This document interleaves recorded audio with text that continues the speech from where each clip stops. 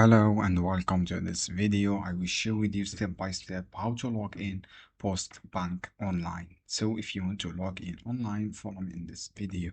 Go to Google, search for Postbank. This is the keyword.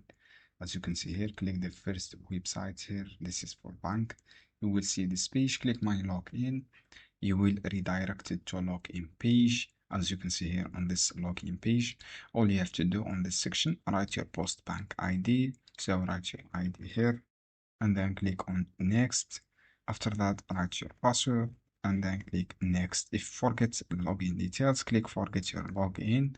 Write your ID if forget ID and then fill all information here. After that, write next. You will get your ID again. You can use app, download Postbank app. You can download this app on official website here. Just download this app through Google Play or App Store. When you download this app, log in with your own information. This is how you can do. I hope this guide helpful for you. Don't forget to give like and share this video for more content.